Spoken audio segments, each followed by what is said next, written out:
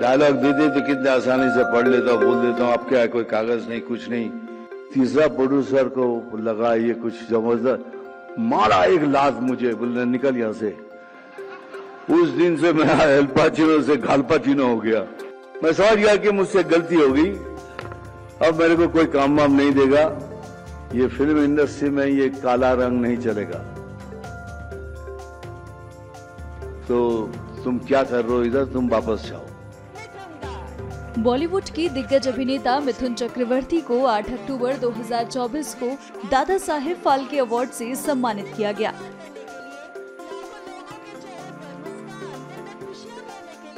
राष्ट्रपति द्रौपदी मुर्मू ने दिल्ली स्थित विज्ञान भवन में उन्हें ये सम्मान दिया। मिथुन चक्रवर्ती ने सम्मान मिलने पर एक किस्सा सभी के साथ साझा किया, साथ ही आने वाली पीढ़ी को मोटिवेट भी किया। सबसे कठिन काम, अवार्ड लो, चले जाओ घर, ताली मारेंगे, आप बोलेंगे स्पीच भी दो। माय गॉड, डायलॉग दे दे तो कितने आसानी से पढ़ लेता हूँ, बोल देता हूँ। अब क्या है, कोई कागज नहीं, कुछ नहीं, क्या बोलूंगा कुछ समझ में नहीं आ रहा है। My respected president, my respected minister and all the best people, respected people on dais, respected people in the audience and my colleagues, बस इतना ही कहूंगा कि इस मंच पर मैं पहले 3 बार आ चुका हूं आप लोगों की दुआ से।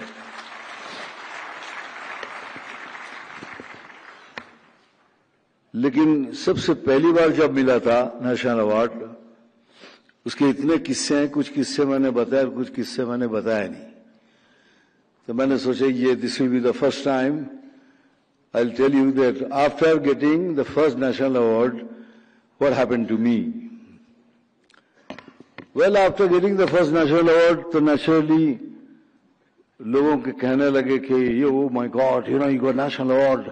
तो मेरा ब्रेन थोड़ा खराब होने लगा था, थोड़ा कि कुछ बहुत कुछ बड़ा कुछ कर दिया हूं। एनीवेज, उस समय फिर कहा गया, बॉम्बे लैब था, तो वहां एक स्क्रीनिंग रखा गया कि जिसमें मेगा देखने के बाद अगर पसंद आए तो डिस्ट्रीब्यूट करेंगे। सो मैं भी पहुंच गया। आई थॉट के after seeing the film they may like me, they may take me. After seeing the film I can't take his name because he is no more. Because he is no more, I am saying this, because before that he was alive. If I would have said, तो you would have understood कि मेरे कोई बोल रहा है ये। तो इसीलिए आज तक बोला नहीं, पहली बार बोल रहा हूं कि स्वर्ग लोग चले गए हैं। तो आफ्टर फिनिशिंग द फिल्म बाहर आए तो I was walking along with him and I asked him, sir picture कैसी लगी? बोलते, बेटा पिक्चर अच्छी लगी, तुम भी कमाल के एक्टर हो, लेकिन तुम कपड़े पहन के कैसे लगोगे?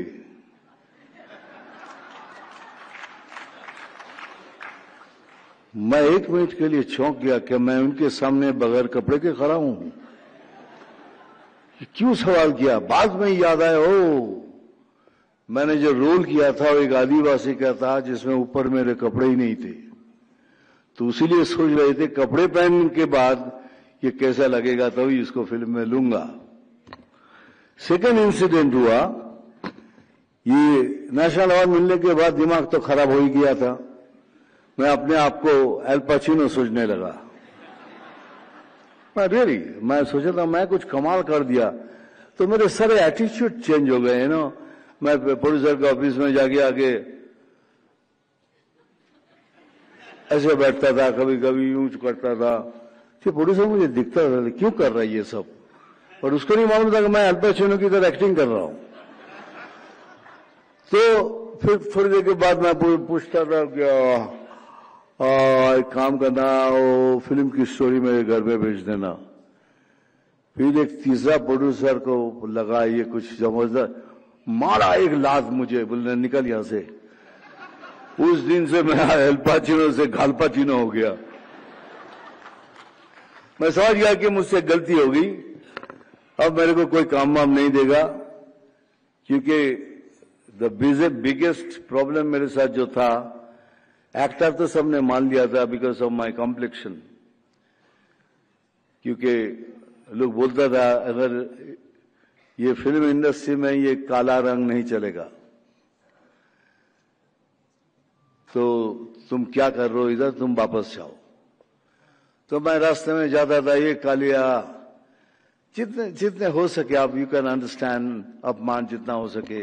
मैं सोचने लगा करूं क्या, तो मैंने सोचा तो मैं तो डांस कर सकता हूं,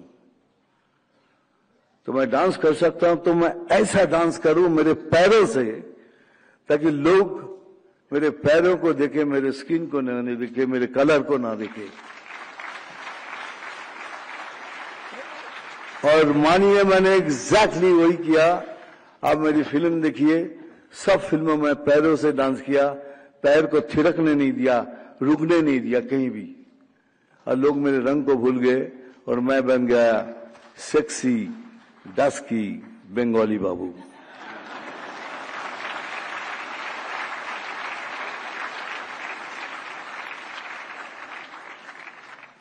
मैं बहुत शिकायत करता था भगवान से, बहुत, क्योंकि my life is not a on platter. जो कुछ भी मुझे मिला है स्ट्रगल करके मिला है। I didn't get it just like that. तो मैं भगवान से कहता था तूने नाम दिया, शोहरत दी, फिर इतनी तकलीफ क्यों दे रहा है, हर चीज में क्यों तकलीफ। बहुत शिकायत करता था। तो एक दिन मैं ऐसे ही सोच रहा था कि शायद यही तरीका होगा, लेकिन नहीं, ऐसा तरीका नहीं था। आज ये अवार्ड मिलने के बाद मैं शिकायत करना छोड़ दिया।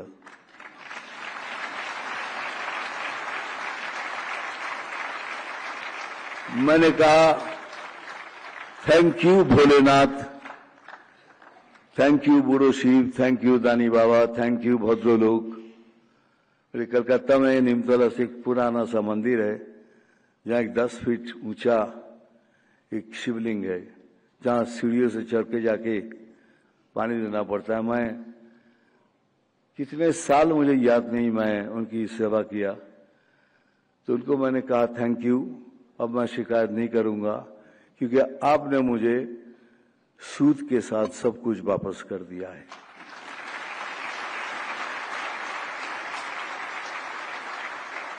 मुझे मालूम है अगर ये मैं नहीं कहूंगा तो यहां जितने हैं, यहां जो सारे है ना बैठे हुए इधर, इन लोगों ने कहा कि दादा आपको जो कुछ भी कहे, लेकिन आपको ये कहना जरूरी है, ये जो यंग लड़के लोग आ रहे हैं फिल्म लाइन में, उनको आप क्या कहना चाहेंगे।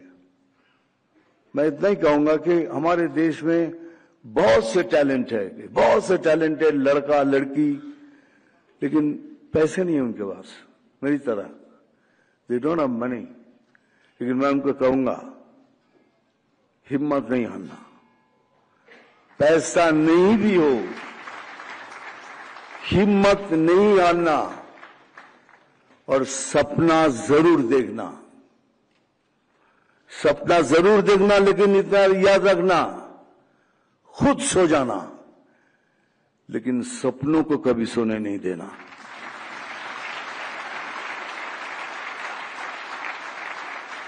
क्यों? इसलिए अगर मैं बन सकता हूं तो तुम सब बन सकते हो। Thank you. श्री मिथुन चक्रवर्ती की ऊंचाइयों को छूने के सपने को साकार करने के लिए